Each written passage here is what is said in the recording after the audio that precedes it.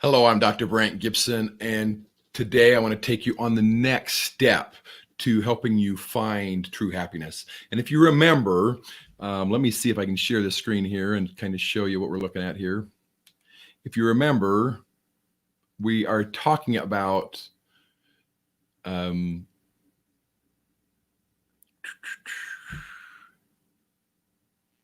the happiness levels, kind of getting the happiness levels. So let's go to, I think we can do it from screen 2 here. Yep. And the idea is we're trying to take you from hedonistic happiness to eudaimonic happiness. So hedonistic, again, as a reminder, is your external happiness or happiness that's based on outside influences, outside individuals, and so forth. Eudaimonic is internal happiness, that the circumstances, the situations, and everything doesn't matter. That's not going to lead to having more or less happiness. And the idea here is that you can have all that happiness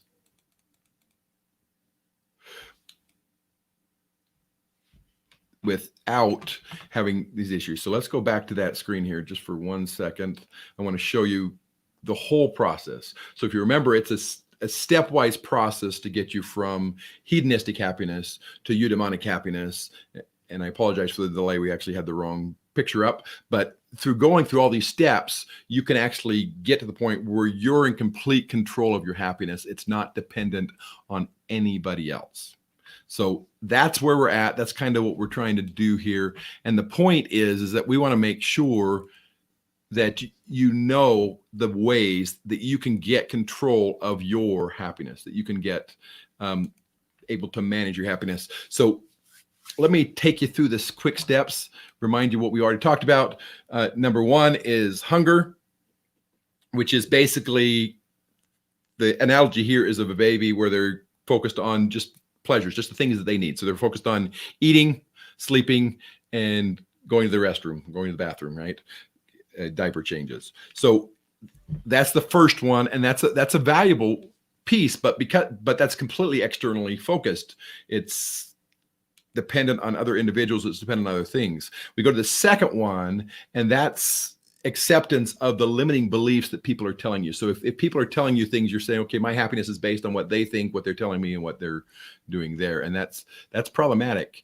The third step, which we talked about, was internally, you start to believe what you're being told. You start to believe everything that's happening, and you're saying, okay, my happiness is based on these beliefs that have become part of who I am. So your identity. So you think that you can't be rich because there may be a problem with you because you are a procrastinator, for example, and that's become who you are. And what we taught you is that you want to say up until now, and so you can actually change that story, change that message, and get to the next level.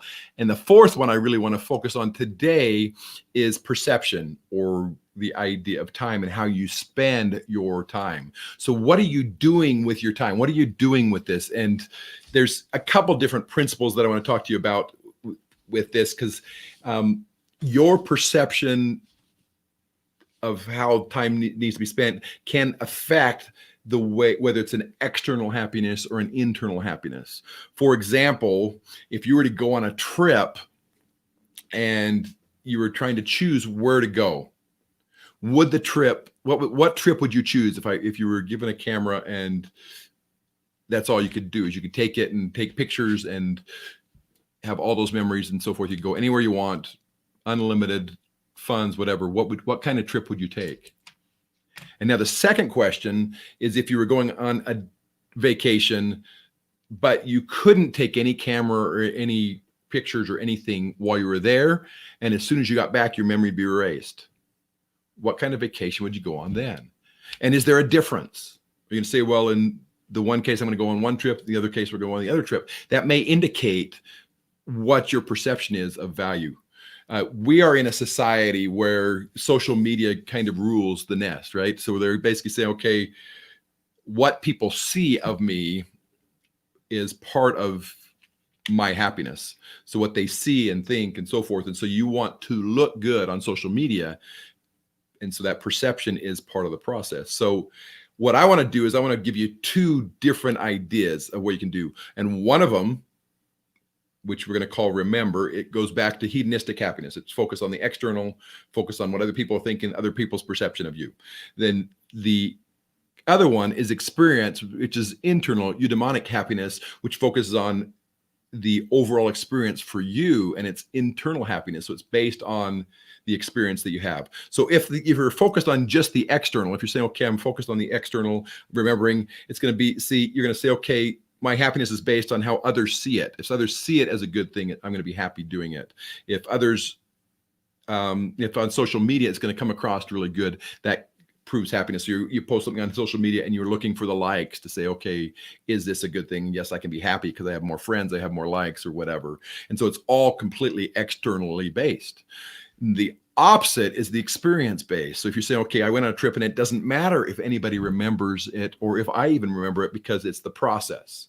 It's the trip. It's the joy of the journey. It's the experiences that I've had and the growth that I'm having. And you get an internal happiness from the process, from the journey, from the experience, and not just from the memories. And then in this case, because it's all internal, the memories will bring back memories of the journey and the experience and the process, which means the happiness is not dependent on what others perceive it to be, but based on your perception, your feelings, and what you feel. This is a really key piece. This is one of those places where you're finally taking that step and you're making that change to say, okay, my happiness is based on my internal beliefs, my internal perception, not on external anything. And that's the key here, is that you're making that switch.